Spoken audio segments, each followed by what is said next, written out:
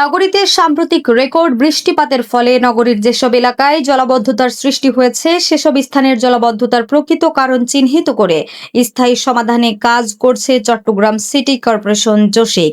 এজন্য নগরীর জলাবদ্ধতা প্রবণ এলাকাগুলো সরেজমিনে পরিদর্শন করে সমস্যা নিরূপণ ও প্রয়োজনীয় ব্যবস্থা গ্রহণের নির্দেশ দিয়েছেন জোশিক মেয়র ডাক্তার শাহাদাত হোসেন।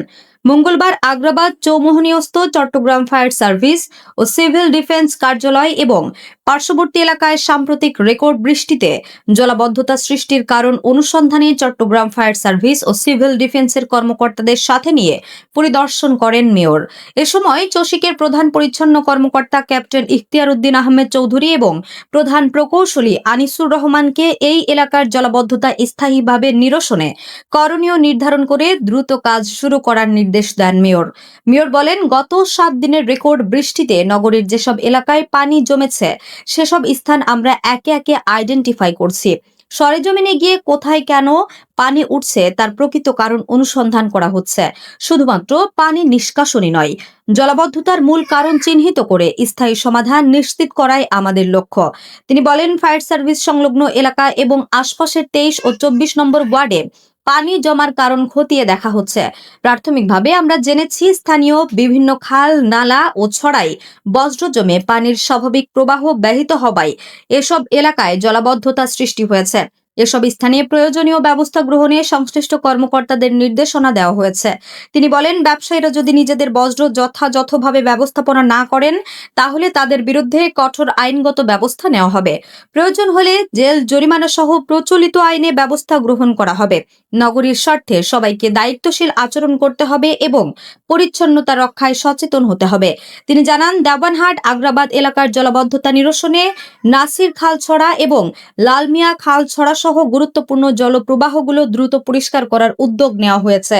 এসব খাল ও ছড়ার স্বাভাবিক প্রবাহ নিশ্চিত করা গেলে বর্ষা মৌসুমে জলাবদ্ধতা অনেকাংশে কমে আসবে বলে তিনি আশা প্রকাশ করেন।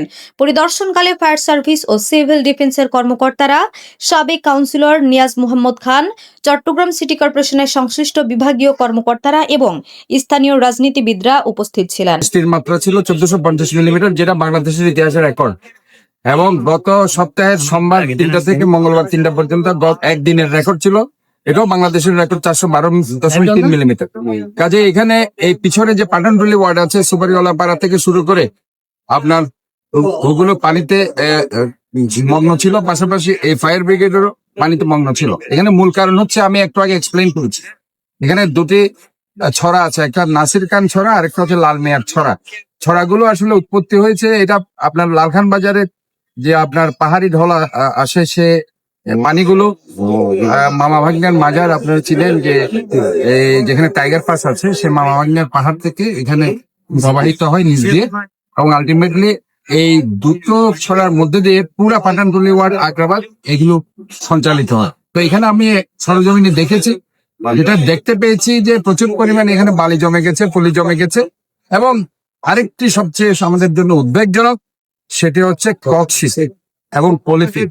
আমি এই জন্যই আপনাদেরকে বলতে চাই, এর গত বছর আপনারা দেখেছেন এই বক্স কালভেট, যেটা 2.9 কিলোমিটার আগ্রাবাদের সামনে, এটা আমরা ক্লিন করেছি, যেটা 2.9 কিলোমিটার, প্রায় 2 কোটি টাকা ব্যয়ে আমরা সেটা করেছি নৌবাহিনীর কর্মকর্তাদের। কারণ আমরা নর্মাল যারা পরিচ্ছন্ন, এটা খুলতে গেলে, যেহেতু এটা 1997 ওই সময় শেখ হাসিনা সরকার ক্ষমতা ছিল, তারা এটা অত্যন্ত অপরিকল্পিত ভাবে এই কালভার্টটি করেছে, এবং সেখানে তারা কোনো পরিকল্পনা যথেষ্ট যে অভাব ছিল, আমরা কি দেখতে পেয়েছি প্রচুর পরিমাণে বিষাক্ত গ্যাস সেখানে ছিল। আমরা যদি সেটা নৌবাহিনীর এবং ফায়ার ব্রিগেডের কর্মকর্তারা যদি ডিল না করতো, অনেক অ্যাক্সিডেন্ট হতে পারতো। কিন্তু আমরা ইনশাআল্লাহ ভাবে ক্লিন করেছি। ক্লিন করার পরে গত বছর এটা খুব সুন্দরভাবে এখানে ভালো অবস্থা ছিল।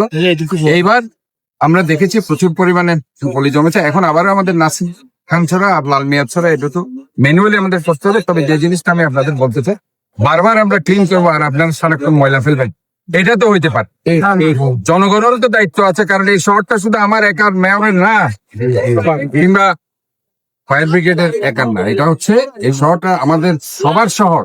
এবং আমাদের জনগণ যারা আছে, যারা আজকে শেখ মুজিব রোডে বিভিন্ন ধরনের শোরুম নিয়ে বসে আছে, তারা গাড়ির শোরুম এবং গাড়ির পার্টস অথবা বিভিন্ন ধরনের গাড়ির অ্যাক্সেসরি তারা বিক্রি করছে, এবং সেখানে তারা ককশিট গুলো ছুড়ে মারছে, তারা পলিথিন গুলো ছুড়ে মারছে, যার কারণে এই নাসির খান ছড়া, লাল মিয়া ছড়া কমপ্লিটলি সেটা অবস্ট্রাকশন হয়ে গেছে। এবং আলটিমেটলি আমি একটু আগে দেখিয়েছি, ওইখানে আমি বের করেছি একটা ককশিট, বড় ককশিট। এই যে আপনার অসচেতনতা, এই যে আমার শহরকে নিজের শহর না ভাবা, এটা সবাইকে নিজের শহর ভাবতে হবে, শহরটাকে ভালোবাসতে হবে। যত্রতত্র ককশিট, প্লাস্টিক, পলিথিন এগুলি ফেলা যাবে না। আমরা অবশ্য আইনকে আরো জোরদার করছি। কিন্তু একটা জিনিস মনে করতে হবে, আইন যত আমি জোরদার করি না কেন, মানুষ যতক্ষণ না সচেতন না হবে ততক্ষণ পর্যন্ত শহরটা কমপ্লিটলি একটা ক্লিন, গ্রিন, হেলদি সেভ করা সম্ভব নয়। HM Expert B500 CWR স্বাধীনতার সুবর্ণ জয়ন্তীতে নতুন বাংলাদেশ গড়ার প্রত্যয়। HM Steel,